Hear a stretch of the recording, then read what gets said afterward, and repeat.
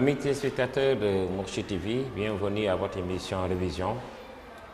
Nous sommes également ici au lycée de Ouakam où nous comptons avec le professeur Mouchembalo dérouler un cours de sciences physiques. Ce cours effectivement qui est intitulé Travail et puissance d'une force va être déroulé par un professeur de sciences physiques, Mouchembalo, qui est ici au lycée de Ouakam. Mouchembalo, nous avons le plaisir de vous recevoir dans le cadre de notre émission Révision pour la première fois, mais quand même c'est parce que beaucoup d'élèves nous interpellent un peu sur l'utilité d'introduire très souvent des leçons de sciences, surtout de sciences physiques, et sur des leçons aussi problématiques parfois, travail et puissance d'une force. Nous avons le plaisir de vous recevoir dans le cadre de notre émission. Oui, mais je suis très content d'être là pour exposer le cours sur travail-puissance. Donc, comme les sciences physiques sont des matières qui sont extrêmement difficiles dans les classes du secondaire, donc votre venue ici, ça me fait un grand plaisir d'exposer le chapitre travail-puissance. Et ça va permettre aux élèves d'avoir des outils pour le reste du programme. Parce que c'est un chapitre vraiment intéressant. D'accord. Bon, juste une première question en fait. Je ne sais pas, les sciences physiques sont réputées être donc des matières un peu parfois très difficiles, très complexes. Mais les sciences physiques servent beaucoup de choses dans la vie, au-delà même des exercices théoriques, quelque part, dans la vie quotidienne. Est-ce qu'on n'a pas besoin un peu d'asseoir certains mécanismes que nous apprend un peu les sciences physiques? Oui, j'ai toujours dit qu'on ne peut pas vivre sans la physique. Par exemple, pour construire un bâtiment, il faut des outils physiques, il faut être outillé en physique. Par exemple, dans le domaine de la télécommunication aussi, on utilise la physique. Donc dans beaucoup de domaines, on utilise la physique. Par exemple, une voiture qui se déplace d'un point A à un point B, il y a le principe de l'alternateur qui est dans la voiture. Donc sans ce principe-là, la voiture ne peut pas avancer.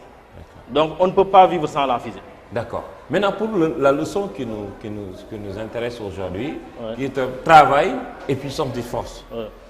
Naturellement, où est-ce qu'on a besoin d'une telle compétence dans la vie quotidienne? Oui, on a besoin d'une telle compétence dans la vie quotidienne. Par exemple,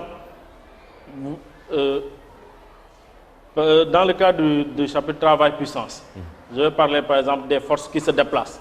Donc dans la vie quotidienne, on ne peut pas vivre sans la force. Par exemple, quand vous voulez déplacer par exemple une table, il faut exercer une force sur la table pour pouvoir la déplacer. Donc vous voyez que là, ça intervient la notion de force. Et qui parle de force va parler de travail. Donc on ne peut pas vivre, on ne peut pas faire. Donc d'où la nécessité de parler de travail d'une force. D'accord. En tout cas, nous allons vous laisser le soin un peu de dérouler votre cours, avec la présence des élèves qui vont peut-être par moment, s'il le faut, intervenir et poser des questions. Donc, M. Mbalo, nous vous laissons donc démarrer le cours sur travail et force et puissance de force. Travail et puissance d'une force. Donc on va voir en grand 1 la notion de travail. Donc grand 1, on voit le travail d'une force. Travail d'une force.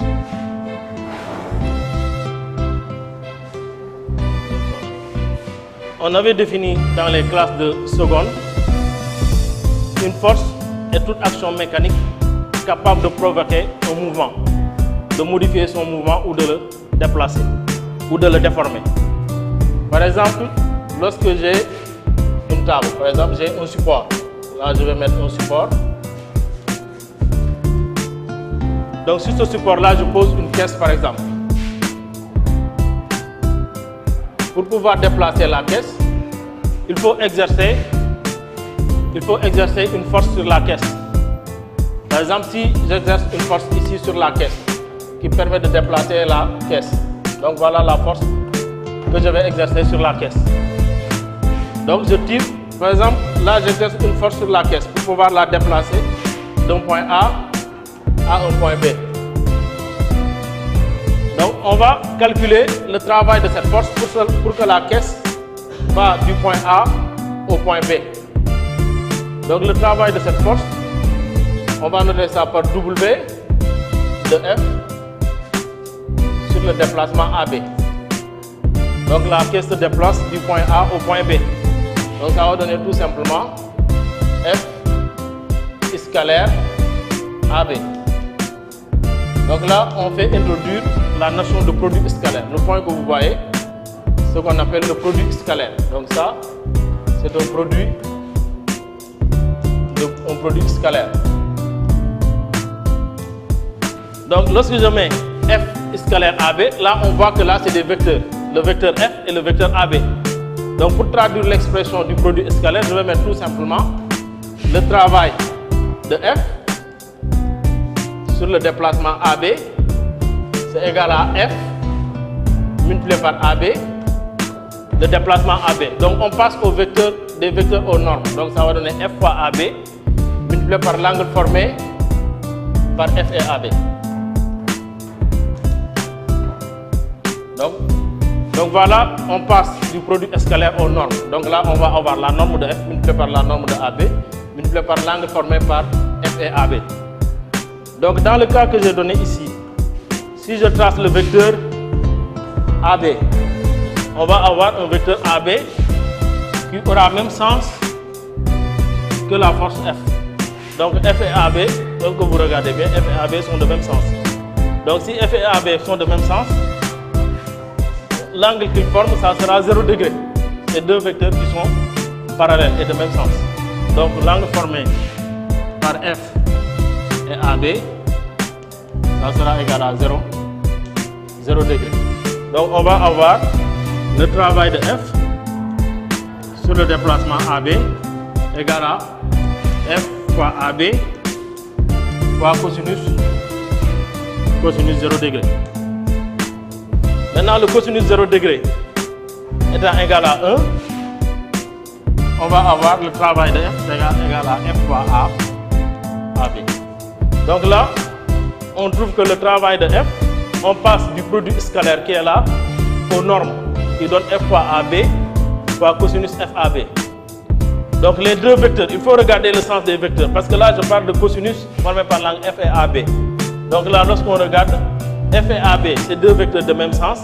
L'angle qu'ils forment étant 0 degré, on met cosinus 0 degré égal à 1. Donc on passe directement du produit scalaire à la norme. Donc là, c'est une manière de traduire le produit scalaire. Donc là, on va avoir un travail qui est égal à F fois AB, qui est égal à F multiplié par le déplacement. Donc là, je vais avoir un travail positif. Donc W de F sur le déplacement AB égal à F fois AB, qui est un travail positif. Donc si le travail est positif, on va parler de travail moteur. Donc un travail moteur.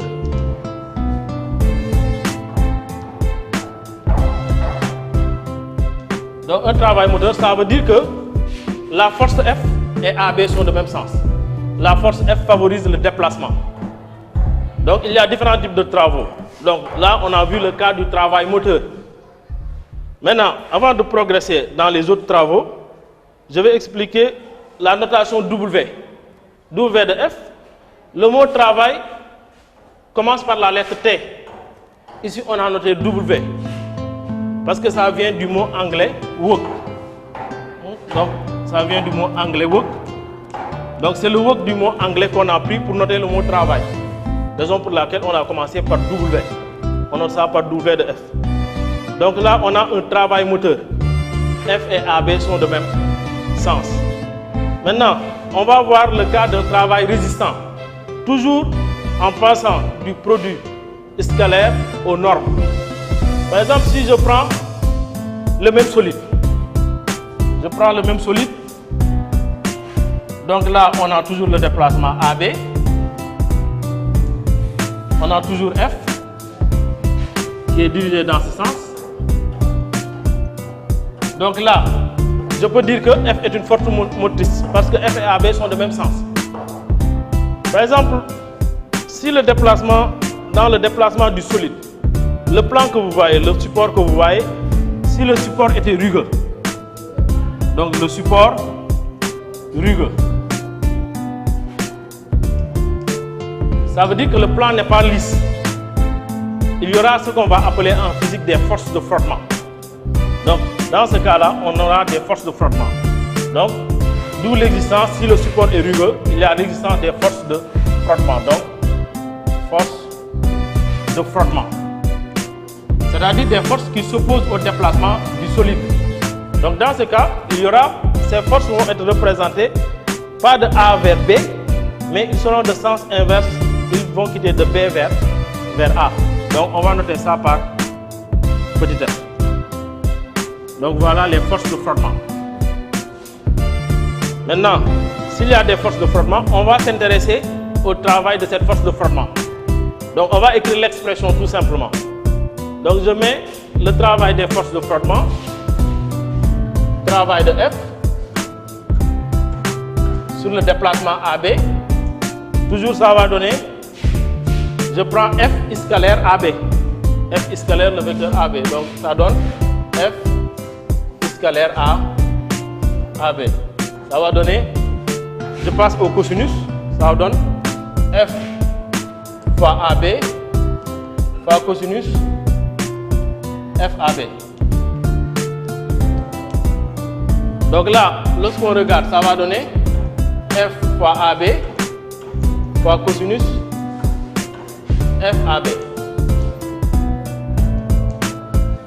Lorsqu'on regarde l'angle formé par F et AB, donc je regarde l'angle formé par F et AB.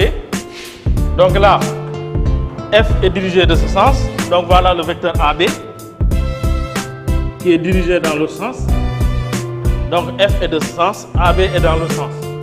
Donc on voit nettement que F, on voit F qui est comme ça. On voit AB qui est de sens inverse. Donc là le vecteur AB. Donc F et AB de sens opposé. Donc l'angle qu'il forme, ça va donner pi, qui est égal à 180 degrés.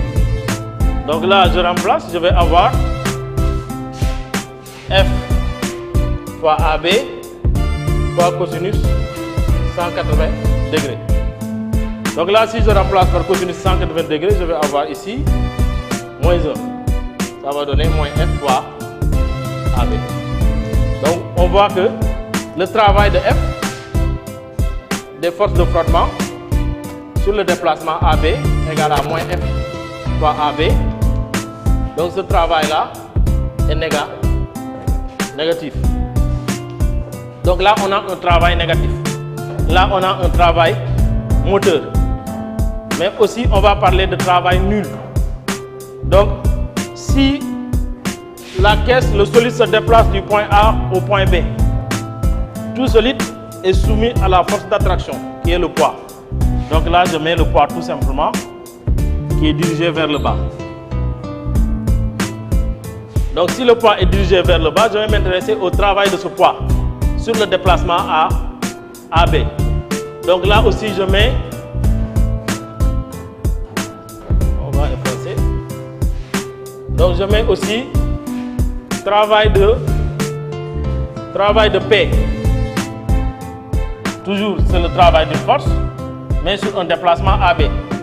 Je remets l'expression, je mets égal à P scalaire AB. Donc si je mets P scalaire AB, je fais intervenir le cosinus, P fois AB fois cosinus formé par l'angle P et AB. Donc si on regarde bien, l'angle formé par P, le vecteur P est là, la force P est là, le vecteur AB est là. Donc voilà l'angle qu'il forme. Donc quand on regarde bien, voilà le vecteur P, voilà AB. Donc l'angle qu'il forme, c'est pi sur 2, qui est égal à 90 degrés.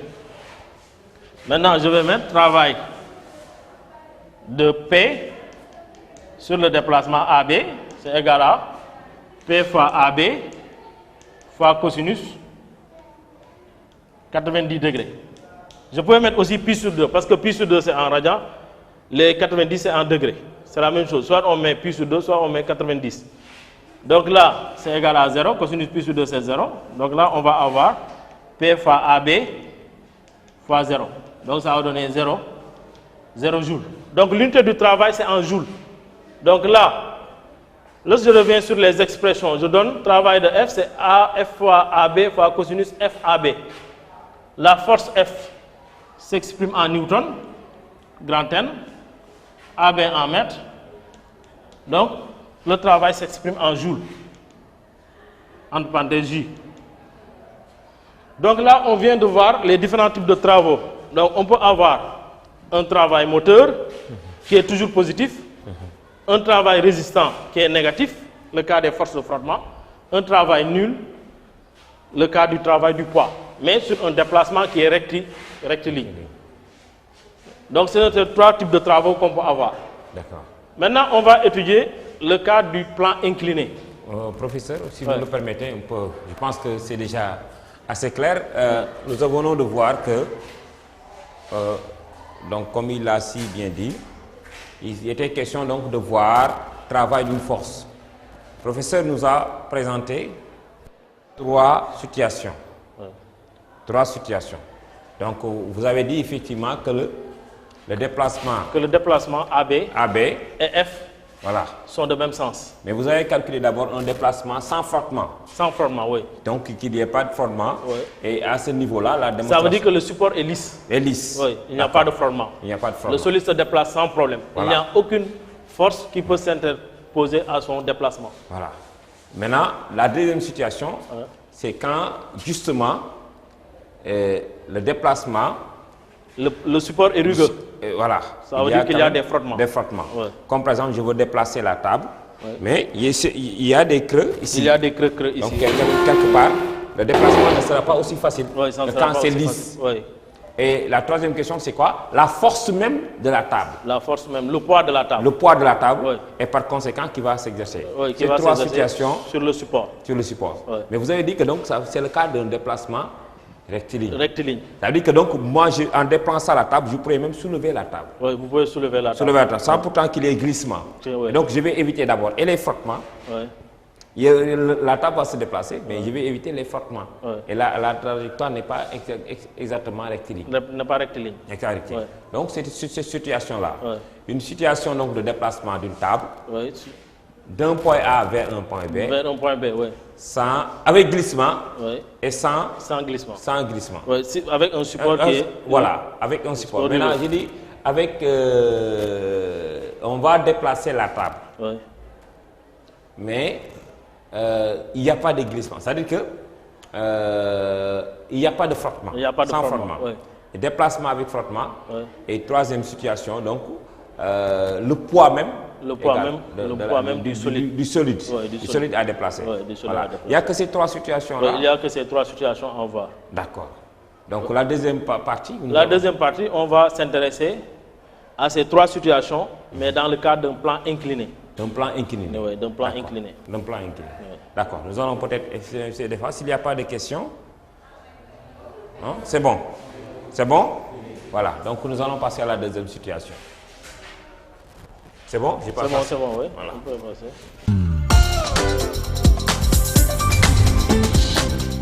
Nous venons donc de dépasser la première étape. La seconde étape, professeur, vous dites que... On va s'intéresser au travail des forces dans le cadre d'un plan incliné. D'un plan incliné. D'accord, nous allons vous laisser dérouler ça. Donc, on va prendre un plan incliné.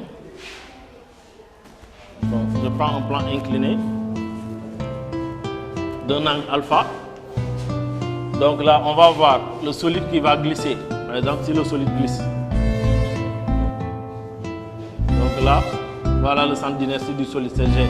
Donc là, on a considéré avoir un solide homogène pour avoir un centre d'inertie qui est repérable, qui est le milieu. Donc on va s'intéresser au travail du poids de A à B.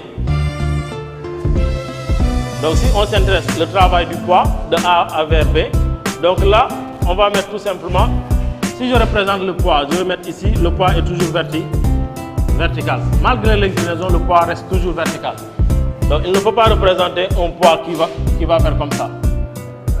Donc malgré l'inclinaison du plan, le poids reste toujours vertical. Donc je m'intéresse au travail du poids de A vers B. Mais dans ce cas, si le solide a quitté A pour aller à B, donc le solide s'est déplacé d'une hauteur H. Par exemple, je vais représenter la hauteur. Pour représenter la hauteur, il faut tracer deux droites qui sont... Donc je trace deux droites. Donc à partir de là, je repère la hauteur. Donc voilà la hauteur. La hauteur à laquelle le solide s'est déplacé de A vers B. Donc si on se déplace de A vers B, donc c'est ça la hauteur. Donc il faut tracer deux droites horizontales. Je veux repérer la hauteur, je trace deux droites horizontales. Donc à partir du point B, je trace la droite horizontale. À partir du point A, je trace la droite horizontale et puis j'ai la hauteur H. Donc le travail du poids de A vers B, c'est un plan incliné. Je vais écrire tout simplement le travail du poids sur le déplacement AB. Au lieu de mettre, c'est toujours égal à P scalaire AB. C'est toujours, on peut écrire P scalaire AB. Mais cette expression, dans le cas du problème d'un plan incliné, lorsqu'on met P scalaire AB, donc je mets P scalaire AB, donc voilà AB qui est là. Donc à partir du centre d'inertie, je peux repérer le vecteur AB. Donc ce AB là, c'est la même chose que ce AB. Donc si je mets P scalaire AB, cet angle là sera là, l'angle alpha sera là. Donc beaucoup d'élèves ont des problèmes pour voir l'angle alpha et d'appliquer ici l'expression qui nous donne P scalaire AB qui est égal à P fois AB, P fois AB multiplié par cosinus formé par l'angle P et AB. Donc pour pallier à cette difficulté, dans le cas des plans inclinés, on met tout simplement le travail du poids sur le déplacement AB. Donc si le solide descend d'un point A à un point B, on va mettre égal à P multiplié par H. Donc le poids P multiplié par la hauteur H. Donc ça donne égal à M. Le poids c'est mg, ça va donner mgh. Donc dans le cas d'un plan incliné, j'ai toujours dit aux élèves évitez d'écrire cette expression parce qu'il y aura un problème d'angle. Donc il suffit tout simplement d'écrire dans le cas d'un plan incliné un solide qui quitte un point A pour aller au point B. Le travail du poids c'est P fois H qui est égal à mgh. Et H c'est la hauteur. C'est cette hauteur là. De A à B, ça c'est la hauteur. Donc là, si je mets, quand on regarde bien, là, si je mets l'angle alpha que je vais matérialiser ici, lors du plan incliné, va se retrouver ici par exemple. Parce que cette droite-là et cette droite sont parallèles. Donc va se retrouver là. Donc si je veux trouver cette hauteur H, je vais m'intéresser au sinus. Donc je prends sinus alpha égal à H, la hauteur H divisé par AB. Donc ça va donner H égale à AB sinus alpha.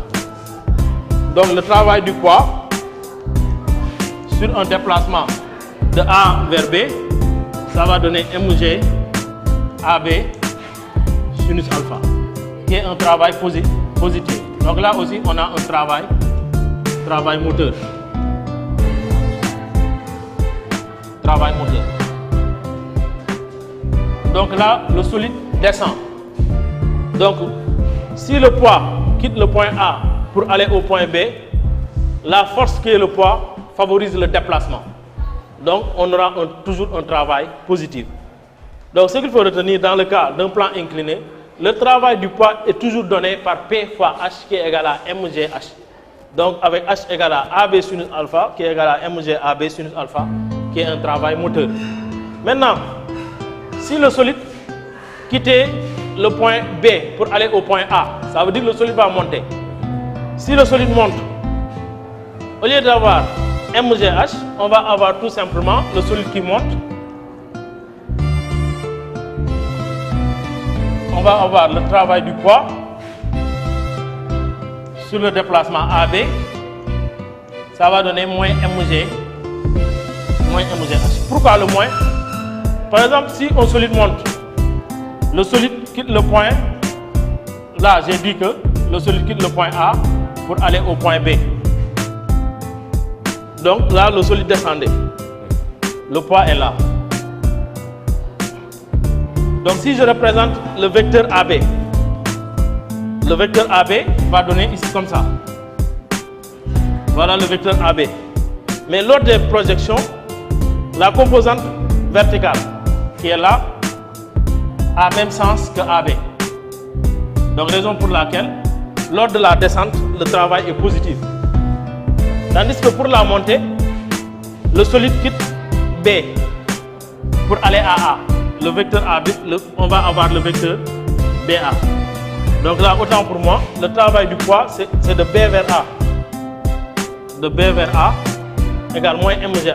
Donc, vous voyez que le vecteur BA et le poids, si je trace ici aussi une composante horizontale, le vecteur sera ici de ce sens. Et le vecteur P, ce sera vers le bas.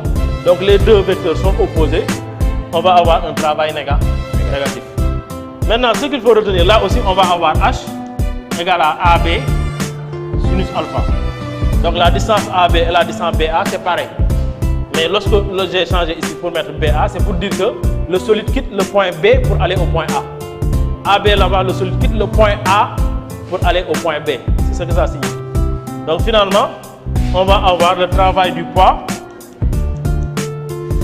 sur le déplacement BA égale moins mg AB sinus alpha. Donc on a le travail du poids sur les deux déplacements. Donc de A vers B. Si le solide, chaque fois que vous voyez un solide qui descend d'un point A à un point B, le travail du poids c'est positif. Le travail du poids est positif. Ça donne mg AB sinus alpha. Si le solide monte, le travail est négatif. Moins mg AB sinus alpha. Donc là on a un travail moteur. Là, on a un travail résistant. Maintenant, on va s'intéresser aux forces de frottement. Par exemple, si le solide quitte le point A pour aller au point B, le solide quitte le point A pour aller au point B, avec frottement, on va s'intéresser au travail des forces de frottement. Le travail des forces de frottement est toujours négatif. C'est un travail qui est toujours négatif. Parce que les forces de frottement s'opposent toujours au déplacement. Donc si je quitte A pour aller à B, je représente les forces de frottement. Là, je vais mettre F. Voilà les forces de frottement qui s'opposent au déplacement. Maintenant, vous voyez que F et AB, le vecteur AB sont de sens opposé. Donc, si j'avais à représenter le vecteur AB, ça sera de ce sens-là. Voilà le vecteur AB. Donc, on voit que F et AB sont de sens opposé. Là, je peux appliquer le travail de F. Donc, je vais chercher le travail des forces de frottement. Donc, je mets le travail des forces de frottement. Là, je peux appliquer le produit scalaire. Je mets égal à F scalaire AB. Donc, ça va donner F fois AB fois cosinus F AB. Donc, l'angle formé par F et AB, comme on l'avait vu tout à l'heure, ça sera pi. Donc, voilà le vecteur F qui est là et le vecteur AB sont de sens opposés. C'est comme si on avait le point A ici, A, B. Donc, le vecteur F est là, le vecteur AB est vers le bas. Donc, les deux sont opposés. Donc, je peux prendre l'angle formé par F et AB, ça va donner pi, qui est égal à 180 degrés. Donc, on va avoir le travail de F sur le déplacement AB, c'est égal à F fois AB multiplié par cosinus pi fois cosinus pi. Et cosinus pi, c'est moins 1, ça va donner moins F fois AB. Donc là aussi, on retrouve que le travail des forces de frottement est négatif. Donc ça va donner moins F fois moins F fois AB. Donc là, on retrouve que le travail des forces de frottement sur le déplacement de A vers B est aussi négatif. Donc je dis toujours aux élèves, lorsqu'on vous demande de calculer le travail des forces de frottement sur un plan incliné, vous voyez, vous appliquez directement la formule travail de F égale moins F fois AB. Donc F c'est la norme de la force de frottement, AB c'est le déplacement sur le plan, donc de A vers B. Maintenant on va s'intéresser s'il y avait une force motrice. Par exemple, je mets ici une force motrice. Une force motrice, Fm par exemple, que je vais appeler Fm. Donc une force qui permet de tirer le solide. Si je mets la force motrice, donc j'applique le travail de F. Donc je mets travail de F sur le déplacement AB. Donc on va avoir travail de Fm. Donc travail de Fm sur le déplacement AB, c'est égal à, je mets Fm, la force motrice scalaire AB. Donc c'est égal à Fm fois AB fois cosinus Fm AB. Donc l'angle formé par Fm et AB, la force motrice et AB sont de même sens, donc c'est 0 degré. Donc on va avoir, ça va donner Fm fois AB fois cosinus 0 degré. Donc cosinus 0 degré étant égal à 1, on va avoir Fm fois AB. Donc là, on va avoir un travail moteur. Donc dans le cadre de la force motrice, on voit bien qu'on a un travail moteur. Donc tout à l'heure, si on compare le plan incliné et le plan horizontal, j'avais un plan horizontal où on avait une force F qui était dirigée dans ce sens-là, qui permet de tirer le solide. J'avais des forces de frottement. Ici, j'avais le poids. Donc, pour passer de ce plan à ce plan, il suffit de l'incliner. Donc, si je suis là, j'incline d'un angle alpha, donc j'ai le plan incliné. Donc, on est passé du plan horizontal. Lorsque j'ai calculé le travail de F sur le plan horizontal, on avait F fois AB fois le déplacement. Donc, le travail de F n'a pas changé, de la force motrice n'a pas changé. C'est F fois AB. Le travail des forces de frottement n'ont pas changé, moins F fois AB. Ce qui a changé, c'est le travail du poids. Oui. Parce que là, on était dans un plan horizontal, là, dans un plan incliné. Le plan horizontal, on l'a incliné d'un angle alpha. Donc, le poids a monté, ce qui a créé une variation du travail. Le travail n'aura plus la même expression. Donc, raison pour laquelle, là, on a le travail du poids de A vers B, ça descend, c'est MGH. Si ça monte, c'est moins MGH. Voilà, mais en fait, dans le cadre d'un plan horizontal, oui, le travail d'une force, oui, de la force par exemple AB quelque part, oui, est égal travail de la force également BA. Non, j'ai dit que oui, lorsqu'on se trouve, si la force F se déplace, si le solide se déplace d'un point A au point B, oui, donc je vois que F et AB sont de même sens. oui. Donc on va avoir travail de F égal à F fois AB. Même dans le cas du plan incliné aussi, on va avoir travail de la force motrice, là ça descend, on va avoir Fm fois AB. Okay. On aura les mêmes expressions, ça ne va pas changer. D'accord. Là aussi, le travail des forces de frottement ne change pas, c'est toujours négatif. Okay. Le travail du poids dans le cadre d'un plan horizontal est nul. Mais dans le plan incliné, ce n'est pas nul. On va distinguer le cas. On a distingué le cas où il y a le solide monte ou le solide descend. Descend. Ouais. D'accord. Donc, ça, c'était les différents types de travaux qu'on peut avoir sur un plan horizontal et puis sur un plan incliné. Maintenant, on va voir le cas d'un ressort. Le travail d'une force agissant sur un ressort. Sur un ressort. Ouais. Maintenant, peut-être pour récapituler, professeur, pour ce qui concerne le plan incliné, ouais. Nous avons vu donc le déplacement sur une pente, donc c'est avec glissement. C'est-à-dire que, imaginez le déplacement de cette force de A vers B. vers B sans frottement. Sans frottement. Sans frottement. Et de B vers A sans frottement. Sans frottement, oui. On a vu maintenant de A vers B avec frottement. Avec frottement, oui. Imaginez maintenant de B vers A maintenant avec frottement. D'accord. Voilà. On va faire le cas de B vers A avec frottement. Avec frottement toujours. Oui. Maintenant, si le solide se déplace, si on a le solide qui se déplace de B vers A, donc toujours je vais mettre le plan incliné.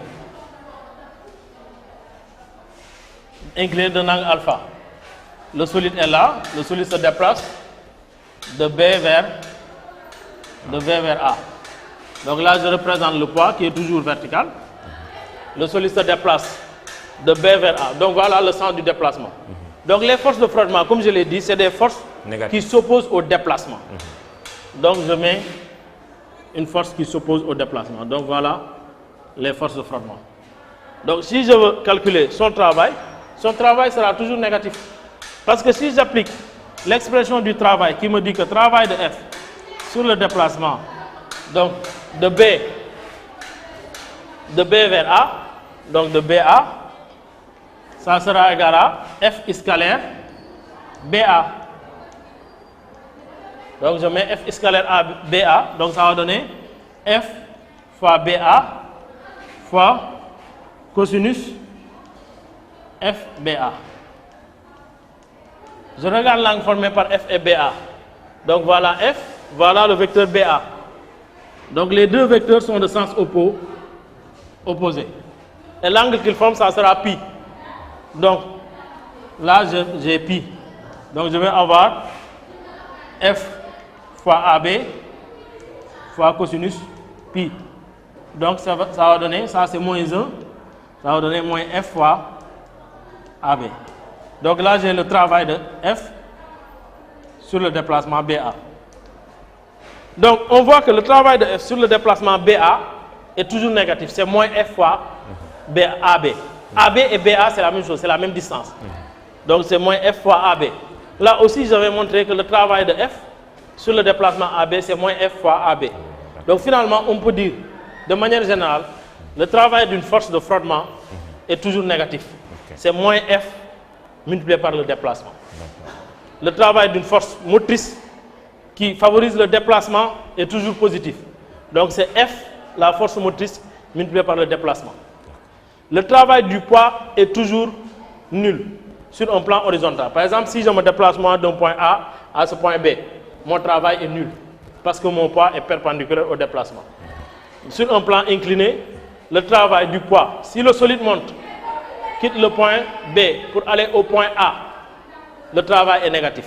Un solide qui monte, son travail est toujours négatif. C'est moins mgh. Maintenant, si le solide descend, son travail est positif. Par exemple, si le solide descendait d'un point A au point B, le déplacement du solide sera beaucoup plus rapide.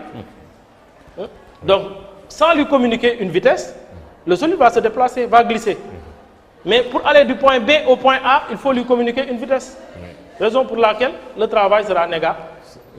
Ça nous fait rappeler un peu le mythe de Sisyphe. Ouais. Le Sisyphe qui voulait faire déplacer une grosse pierre sur une montagne. Et il a beaucoup peiné à faire monter donc, cette grosse pierre-là sur une montagne. Sur la montagne. Oui, c'est très difficile d'aller du point B au point A. Ah, d'accord. Mais c'est très facile d'aller du point A, de descendre. Parce que c'est glissant. Oui, c'est glissant. Même avec frottement, même avec frottement. Même avec frottement, il y aura des problèmes. Donc là, c'est une manière de traduire le travail d'une force. On a le travail d'une force égal à F scalaire AB. Avec le produit scalaire, on fait intervenir le cosinus.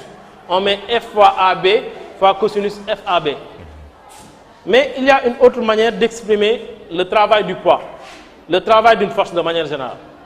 Donc on exprime la force F et on exprime le vecteur AB.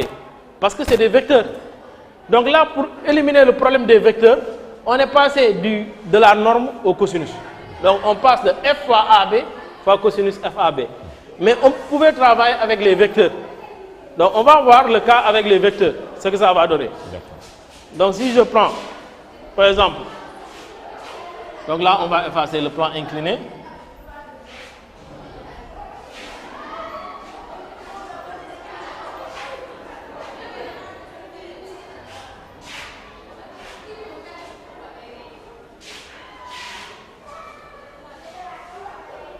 Donc si je calcule avec les vecteurs, donc là je vais considérer un solide. Donc le solide est là, il quitte le point A pour aller au point B. Donc le solide se retrouve au point B par exemple. Donc là, on va mettre tout simplement, on va calculer le travail. Donc si le solide quitte le point A pour aller au point B, on va calculer le travail du poids de A vers B. Donc là, je mets le poids est là, je représente le vecteur poids. Donc là, on va exprimer la notion de produit scalaire. Donc là,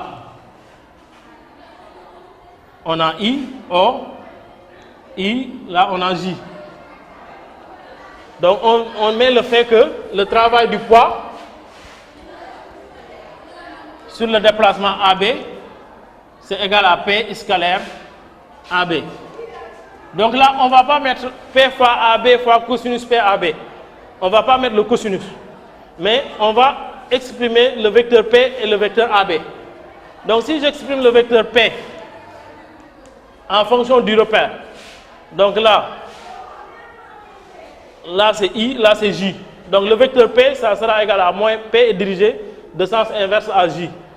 Donc ça va donner, donc là, on va mettre Y, là J, là on met les vecteurs unitaires, là on va mettre I, là on va mettre X. Donc si j'exprime P, P est de sens inverse avec Y. Donc je vais mettre P égal à moins P, J. Donc j'ai exprimé le vecteur P en fonction du vecteur unitaire J. Les deux vecteurs sont de sens inverse, donc je mets moins PJ. Je vais chercher le vecteur AB. Donc je sais que A c'est de coordonnées si je projette.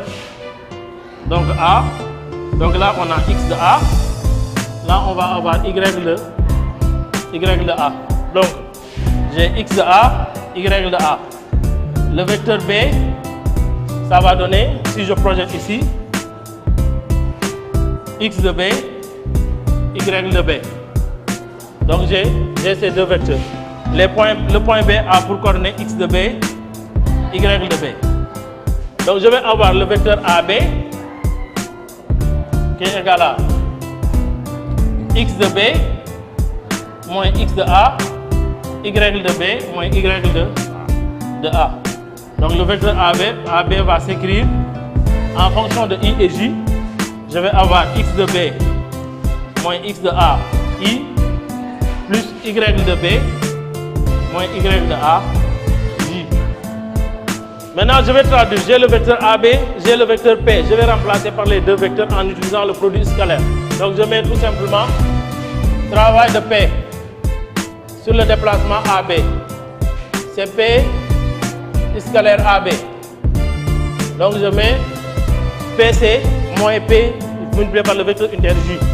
Donc, ça donne moins P, J. Scalaire AB, c'est, je vais mettre AB, c'est le vecteur X de B moins X de A, I, plus Y de B moins Y de A, J. Donc voilà le vecteur AB. Maintenant, je vais développer. Je développe, ça va me donner moins P, X de B moins X de A. Maintenant, ça va rester J et I. Le produit scalaire n'agit que sur les vecteurs. Donc je mets J scalaire I moins P Y de B moins Y de A J scalaire J. Donc là je vais avoir J scalaire J. Donc les deux vecteurs I et J étant perpendiculaires, leur produit scalaire est nul. Donc quand deux vecteurs sont perpendiculaires, le produit scalaire est nul. Donc je mets J scalaire I égale à 0. Donc J scalaire J c'est 1. Donc un vecteur multiplié par lui-même, son produit scalaire c'est 1. Donc finalement ça sera nul, ça c'est 1. Donc on va avoir le travail du poids sur le déplacement AB, ça va donner